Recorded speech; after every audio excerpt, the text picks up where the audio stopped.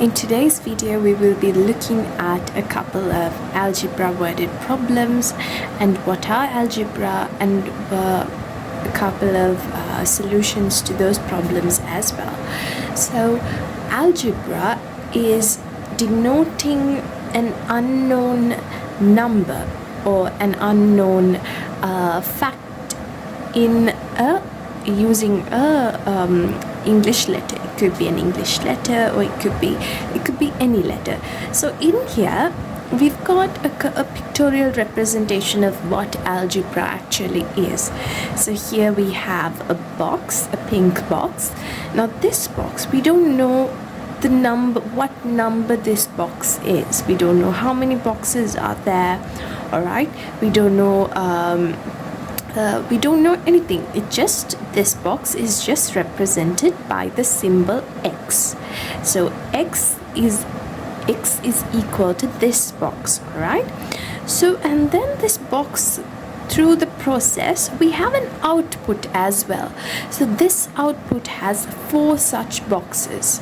All right, so over here the start of this, the input would be x, and then the final output we see we have 4 times of this box, that is 4 boxes. All right, so then we can write this as 4x.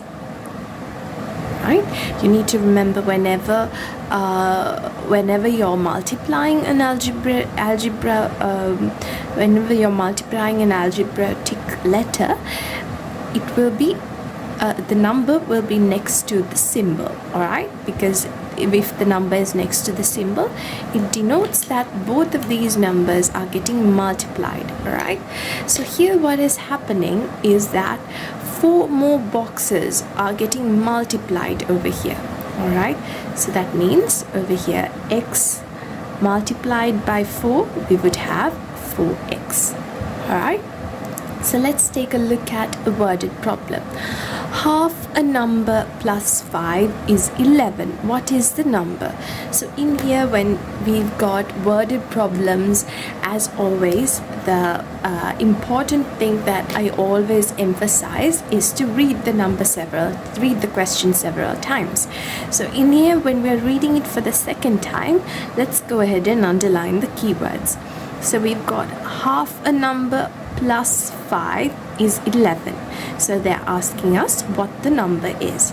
So first, initially, let's denote the number using an algebra letter. So let's use y for this.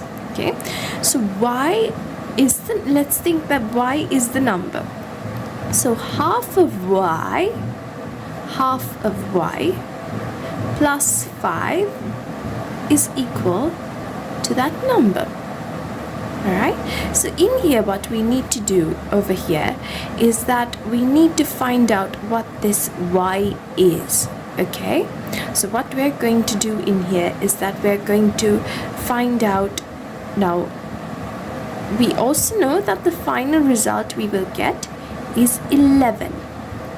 Okay, so we need to find how much y is.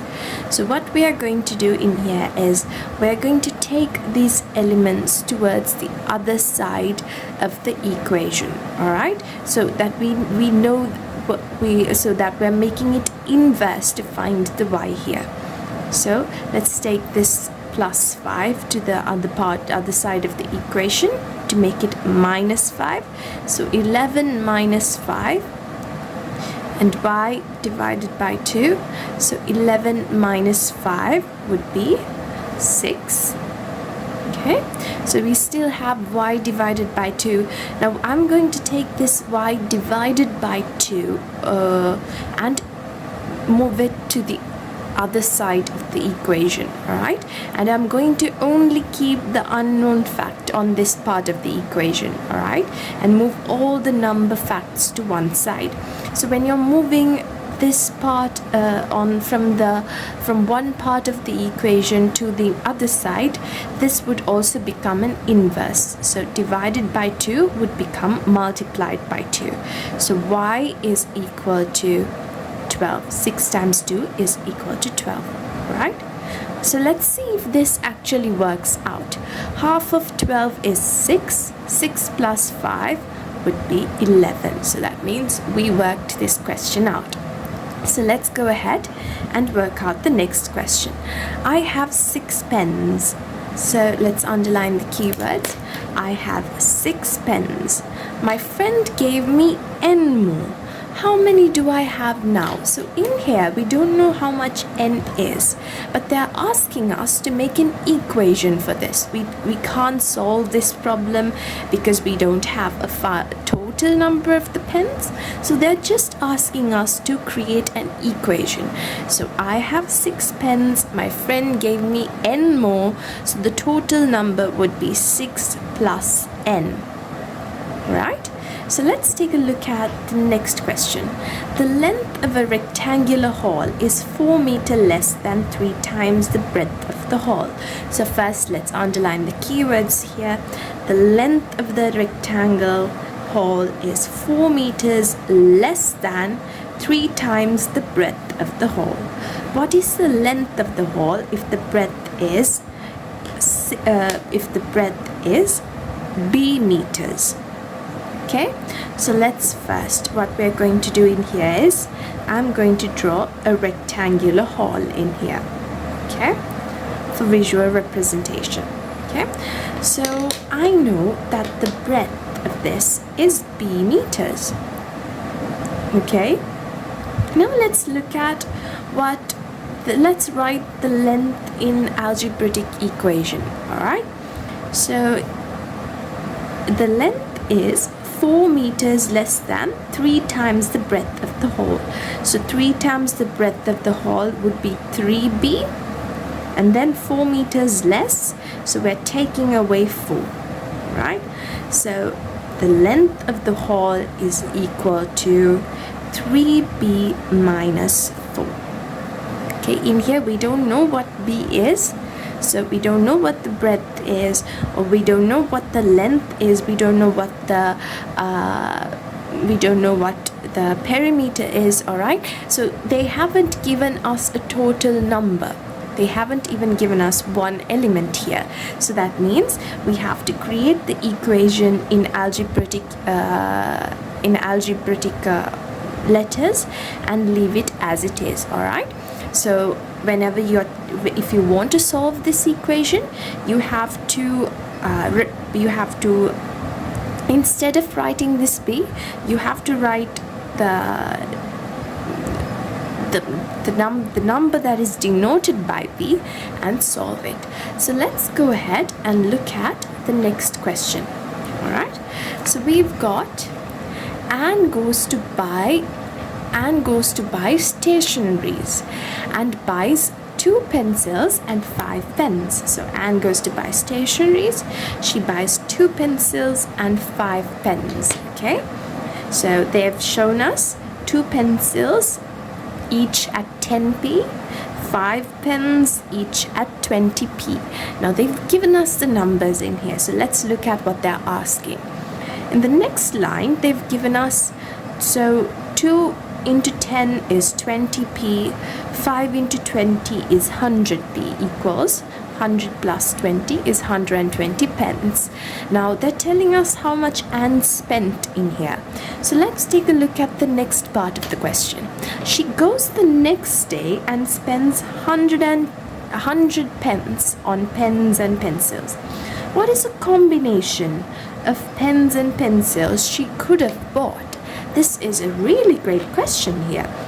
Now in here we see that and the price of the pen, now they haven't directly given us what the price of the pens and the pencils are. Instead they've given us an equation. So the price of a pencil is 10p. A price of a pen is 20p, isn't it? Okay, so that's what they're trying to tell us by this equation here. So the combination, now she has spent, on the next day she has gone and spent 100 pence, right? 100 pence. But she has also bought pens and pencils both. Okay, so now what we need to do is we need to find the number of pencils and pens that she could have bought. So what we are going to do is we are going to represent the number using a couple of algebraic letters. So we could use, I'm going to use P for pens, okay, P for pens, and A for pencils, okay? So she could have used, P for pencils and A for pens. So she could have used, she could have bought 4 pens, okay?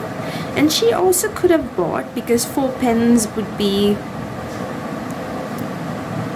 80. That means we need 20 more to make 100p. Okay, so that means she could have bought 2 pencils. Okay, so that means P is equal to 2 and A is equal to 4. Right? She could have bought 2 pencils and 4 pens, and that is how we solve algebraic worded problems.